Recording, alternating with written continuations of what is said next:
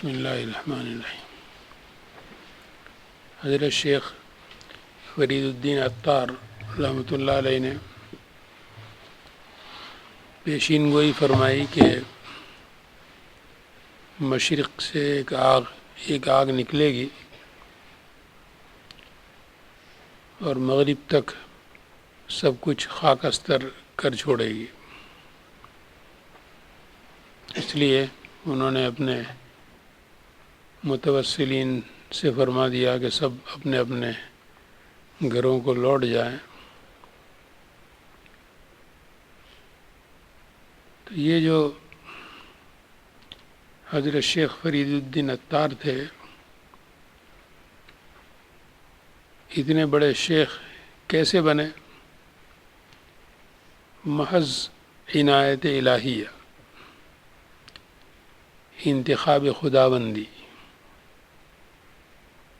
کاش کہ ایسی حق تعالی شانہ کی عنایت ہماری طرف بھی متوجہ ہو جائے کہ ہم بھی ان ظلمات سے نکلیں، تاریکیوں سے، گناہوں سے نکلیں۔ وہ بیٹھے ہوئے ہیں، ایک دنیا دار تاجر تھے، اپنی دکان پر بیٹھے ہوئے ہیں۔ عطار تھے، عطاری کی دکان تھی جس میں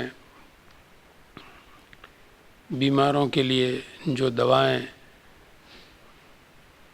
جن کی ضرورت ہوتی ہے، مفردات، مرکبات، اسے بیچا کرتے تھے۔ تو کسی عطار کی دکان کو آپ دیکھیں گے سجی ہوئی ہوتی ہے چاروں طرف سے،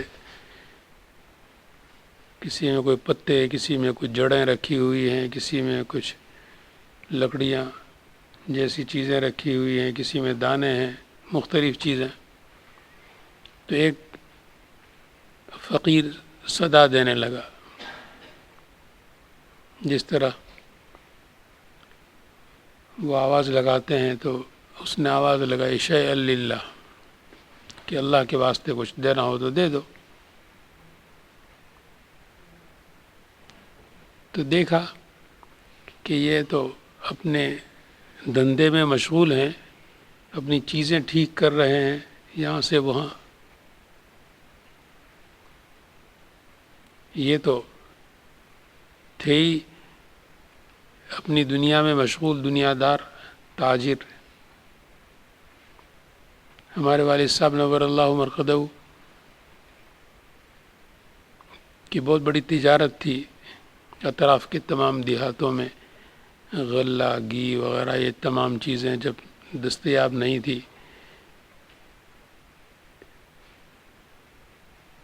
تو وہ بہت بڑے علاقے کے سپلائر تھے، اور دکان بھی تھی۔ تو جب سب کچھ ختم کر دیا تو اعلان کر دیا کہ جس کو جو چاہیے وہ لے جاؤ، ساری دکان خالی۔ اور پھر مکان اور زمین کے لیے بھی اعلان کر دیا کہ جس کو چاہیے میں دستخط کر دیتا ہوں وہ لے لے۔ تو وہ بھی کسی نے دستخط کروا کر زمین بھی لے لی تھی،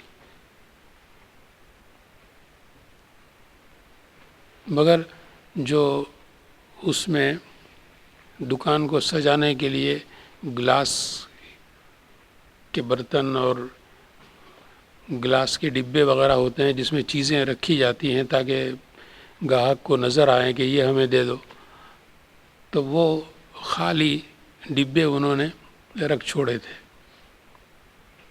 تو جب ان پر جذبی کیفیت طاری ہوئی تو اس کے بعد بھی وفات تک وہ تمام اتنا خالی ڈبے سب چیزیں موجود تھی۔ تو ان کا والد صاحب کا شغل کیا تھا کہ وہ ان 50 ڈبوں میں سے 2-4 کو اپنے سامنے رکھتے، پھر اس کو صاف کرتے، اس کا ڈھکن اس پر لگاتے، اس کا اس پر لگاتے، یہی ان کا شغل ہوتا تھا۔ تو ان کا ہندوستان میں یہ شغل، اور ان کے پیر و مرشد جو بہت بڑے علامہ تھے، اور حضرت مولانا انور شاہ صاحب رحمۃ اللہ علیہ کے خاص تلامذہ میں سے حضرت سے مجاز تھے حضرت کے خلیفہ تھے، تو وہ ہجرت کر کے جب مکہ مکرمہ چلے گئے، اور 69 میں جب ہمارا سفر ہوا تو اس وقت ان کا پتہ ان کے مریدین سے جو کوساڑی اور گڑکھاچ وغیرہ میں تھے تو ان سے حاصل کر کے ہم لوگ وہاں پہنچے۔ تو مجھ سے پہلے ہمارے بھائی صاحب حضرت مولانا عبدالرحیم صاحب دامت العلوم یہ پہنچے، تو انہوں نے تو ان کے حجرے میں جس رباط میں حضرت حاجی امداد اللہ صاحب مہاجر مکی رحمۃ اللہ علیہ کا قیام رہا تھا، اسی رباط میں انہی حجروں میں ان کا قیام تھا۔ تو میں تو وہاں تک نہیں پہنچ سکا، میری تو جو ملاقات ان سے ہوتی رہی وہ حرم شریف میں ہوتی رہی۔ جو رکن یمانی ہے بالکل اس کی سیدھ میں پہلے یہ صحن نہیں تھا، کنکریاں ہوتی تھی، کنکریوں کے اوپر چٹائیاں بچھی ہوئی ہوتی تھی، تو بالکل اس کی سیدھ میں پتہ نہیں کیسے ان کے لیے جگہ خالی رہتی ہوگی، تو وہیں آ کر وہ بیٹھتے تھے۔ حالانکہ نہ کوئی شان نہ شوکت، پھٹا ہوا سا ایک جانگیا، گھٹنا بھی شاید نظر آ جائے، اور ایک اندر والا صرف بنیان وہ بھی ٹوٹا پھوٹا، اور ایک ڈنڈا اس میں چیتھڑے لگے ہوئے، جس میں روٹی کے ٹکڑے ڈسٹ بین میں سے اٹھا کر جو سوکھے ہوئے ہوتے تھے اس کو باندھ لیا کرتے تھے۔ تو وہ وہاں ان کے سامنے رکھے ہوئے، تو میں ان کو دیکھا کرتا تھا، ترس آتا تھا کہ وہ کبھی اس کو کھول دے اور ایک آدھ ٹکڑا اس میں سے نکال دے، اور اس زمانے میں یہ مٹی کی سراہیاں ہوتی تھی، تو وہ ان کے سامنے رکھی ہوئی کوئی لا کر رکھتا ہوگا، تو وہ روٹی کا ٹکڑا مشکل سے توڑتے تھے، اور وہ سوکھا ٹکڑا میں اور آپ نہیں توڑ سکتے، تو وہ مشکل سے توڑتے اور اس کے اوپر گھونٹ مغرب کی اذان پر لگا دے۔ صائم الدہر، ساری عمر ان کے روزے تھے، جب سورت میں تھے اس وقت بھی ان کا یہی حال تھا، وہاں مکہ شریف میں بھی ہم نے ان کو اسی حال میں دیکھا۔ تو بھائی صاحب جب وہاں پہنچے ان کے حجرے میں، تو دیکھا کہ بالکل والد صاحب والا دھندا، کہ جو بچوں کو دودھ پلانے کے جو ڈبے ہوتے ہیں پاؤڈر کے، تو وہ سب لا کر انہوں نے اپنے کمرے میں اکٹھے کیے ہوئے تھے۔ تو کمرے میں پہنچے تو وہاں سے 5-10 ڈبے اپنے سامنے رکھ لیے، اس کا ڈھکن اس پر لگا رہے ہیں، اس کا اس پر لگا رہے ہیں۔ والد صاحب کا بھی یہی شغل تھا وہاں۔ تو یہ حضرت فرید الدین عطار رحمۃ اللہ علیہ تو باقاعدہ تاجر تھے، وہ اپنے کام میں مشغول، اور وہ فقیر صدا لگا رہا ہے شیء للہ۔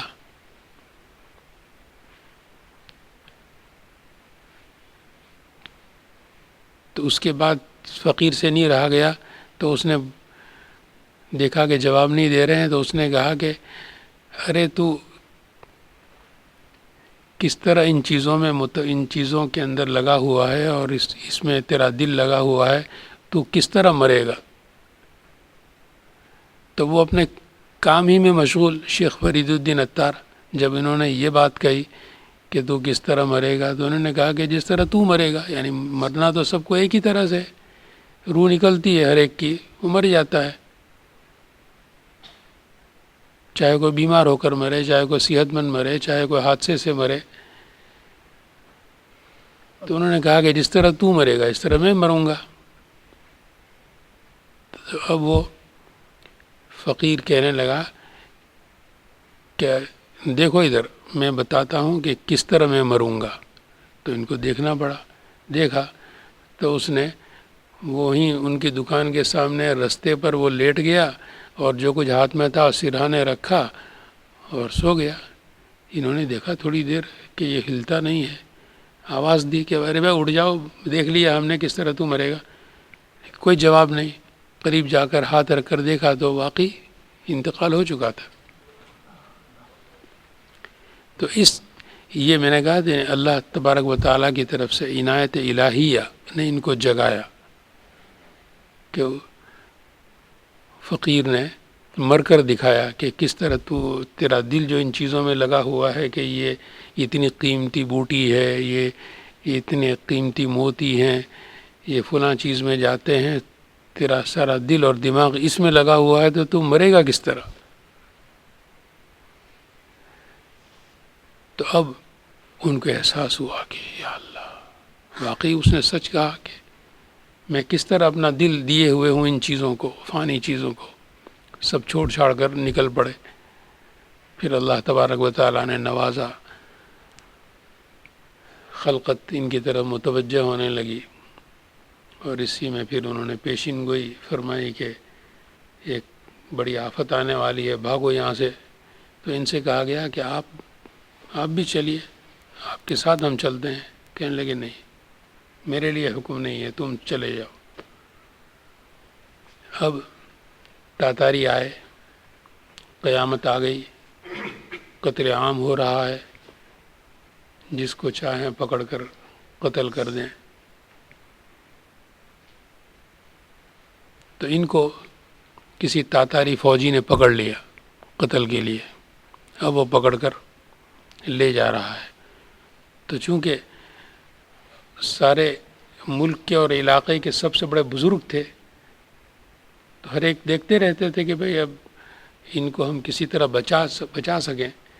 تو کوئی دوڑ کر گیا اور اس نے اس کی منت سماجت کی تاتاری فوجی کی، اور اس سے کہا کہ دیکھو یہ اتنی اشرفیاں تھیلا لے کر آیا کہ میں تمہیں دیتا ہوں، تمہیں ان کو مارنے سے بیچارے بڈھے آدمی ہیں، کیا ملے گا، تم یہ لے لو اور ان کو چھوڑ دو۔ تو اب تاتاری نے دیکھا کہ واقعی وہ سونا اور سکے اور دینار لے کر آیا ہے، تو ان کو کتنا سکون ہوتا ہے، اللہ والوں کو کتنا سکون۔ یعنی موت جب سامنے ہوتی ہے، ملک الموت، وہ حضرت شیخ قدسی روح کا کے واقعات میں نے سنا ہے بیداری میں زیارت کے، کس طرح گفتگو فرما رہے ہیں ملک الموت سے۔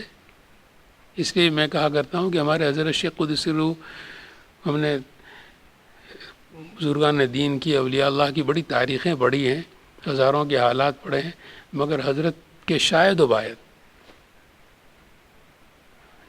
جس طرح اللہ تبارک و تعالیٰ نے حضرت کو نوازا تھا جن خصوصیات سے، تو وہ جو قصہ میں نے ذکر کیا تھا خواب والا، کہ مکہ مکرمہ میں خواب میں ملک الموت کی زیارت ہوئی، تو اس میں ایک جز رہ گیا تھا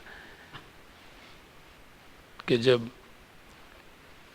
وہ آئے نوجوان، خوبصورت نوجوان کی شکل میں، پوچھا کون؟ تو انہوں نے بتایا کہ میں ملک الموت۔ تو حضرت نے فرمایا کہ اچھا پھر لے چلیے۔ تو ایک جز جو رہ گیا تھا وہ یہ کہ وہ فرمانے لگے کہ مجھ سے یہ کہا گیا ہے کہ آپ سے پوچھوں، حق تعالی شانہ کی طرف سے مجھے یہ حکم ہے کہ میں آپ سے پوچھوں کہ آپ کیا چاہتے ہیں، آپ رہنا چاہتے ہیں یا چلنا چاہتے ہیں؟ تو حضرت فرماتے ہیں کہ میں نے ان سے بھی حجت شروع کر دی، یہ کہ ملک الموت ہیں اور پوچھ رہے ہیں۔ تو حضرت فرماتے ہیں کہ عالمانہ علمی گفتگو میں وہاں بھی لطف آ رہا ہوگا۔ تو حضرت فرماتے ہیں میں نے ان سے حجت شروع کر دی، میں نے ان سے کہا کہ یہ تو انبیاء علیہ الصلاۃ والسلام کی خصوصیت ہے کہ انہیں اختیار دیا جاتا ہے کہ تمہیں دنیا میں رہنا ہے یا چلنا ہے۔ تو وہ کہنے لگے کہ نہیں، اللہ کے انبیاء علیہ الصلاۃ والسلام کے علاوہ بھی بعض بندے ایسے ہوتے ہیں کہ انہیں بھی اختیار دیا جاتا ہے۔ تو حضرت فرماتے ہیں کہ میں نے عرض کیا کہ اچھا پھر میں چلنے کے لیے تیار ہوں۔ تو فرمایا کہ یہاں نہیں، مدینہ پاک میں آئیں گے۔ تو پھر وہ مدینہ پاک میں دوسری زیارت ہوئی تھی، تو حضرت نے ان کو دور سے بلایا اور فرمایا کہ آپ کہہ رہے تھے کہ مدینہ پاک یہاں آ گئے ہیں، چلیے۔ تو کہا کہ نہیں، ابھی اللہ کو آپ سے بہت کام لینا ہے۔ تو اسی طرح یہ شیخ فرید الدین عطار رحمۃ اللہ علیہ خنجر اور چھری ان کے گلے پر رکھی ہوئی ہے، تاتاری فوجی تمام لاشیں سامنے پڑی ہوئی دیکھ رہے ہیں، اور جب ان کو چھڑانے کے لیے کوئی مرید پیشکش کرتا ہے کہ تاتاری کو کہ اتنے تم یہ دینار لے لو اور ان کو چھوڑ دو، تو اس وقت بھی اس کے ساتھ مذاق ہو رہا ہے۔ اس سے تاتاری سے شیخ فرید الدین عطار فرماتے ہیں کہ ایک بات سن، یہ تو 1000 تھوڑے دے رہا ہے، یہ میرے بہت مریدین ہیں، ابھی کچھ مالدار آئیں گے تجھے اس سے زیادہ دیں گے۔ تو وہ اس نے مان لیا، اس نے کہا ہاں بھائی، لالچ میں آ گیا، تو اس نے کہا نہیں بھائی میں نہیں چھوڑتا، اب لے کر جا رہا ہے۔ اتنے میں ہر کوئی امیر غریب سبھی پہچانتے تھے، تو کوئی سر پر گھاس کا گٹھڑ لے کر جا رہا ہے، بھارا لے کر، چارہ جانور کا اٹھائے ہوئے مزدور، تو اس نے دیکھا کہ ہمارے شیخ کو پکڑا ہوا ہے اور خنجر ہاتھ میں ہے فوجی کہ ابھی قتل کر دے گا، تو وہ جا کر بیچارہ منت کرنے لگا کہ اب تو ان کو پلیز چھوڑ دے، کیوں قتل کرے، تجھے کیا ملے گا ان کو قتل کرنے سے، ہمارے اتنے بڑے شیخ ہیں۔ تو وہ تاتاری ان سے پوچھتا ہے تو کیا دے گا؟ تو اس نے کہا میں تو غریب آدمی ہوں، یہ میرے پاس تو چارہ ہے، یہی دے سکتا ہوں۔ اب ان کے دل کا اطمینان، اور دیکھیے کہ جس طرح وہاں مذاق کیا، آپ پھر اس کو تاتاری کو مذاق میں کہہ رہے ہیں کہ ہاں اس کے ہاتھ بیچ دے تو مجھے۔ اب ظاہر ہے اس کو غصہ آنا تھا، جیسے ہی انہوں نے کہا کہ ان کے ہاتھ بیچ دے کہ اس نے مارا خنجر اور شہید کر دیا۔ اللہ تبارک و تعالی اپنی ذات عالی کے ساتھ ایسا اطمینان اور تعلق ہمیں بھی نصیب فرمائے کہ یہ اللہ تبارک و تعالی کے ساتھ ان کی کیسے لو لگی ہوئی ہوتی ہے کہ نہ اپنی زندگی کی کوئی پرواہ، اور کس طرح موت کے ساتھ وہ کھیل رہے تھے ایک طرح سے تاتاری کے ساتھ۔ پہلے والے سے کہا کہ اس کو مت بیچ، اور اب بھی جو آیا کہا کہ اس سے کہ اس کے ہاتھوں تو مجھے بیچ دے، اور اسی پر اس نے آپ کو شہید کیا۔ اللہ تبارک و تعالی جس طرح حق تعالی شانہ کی عنایت الہیہ نے ان کو منتخب فرمایا، ان کو عطاری کی دکان سے اٹھا کر کے مسند مشیخت پر بٹھایا، اللہ تبارک و تعالی اپنی ذات عالی کے لیے ہمیں بھی پسند فرما لے۔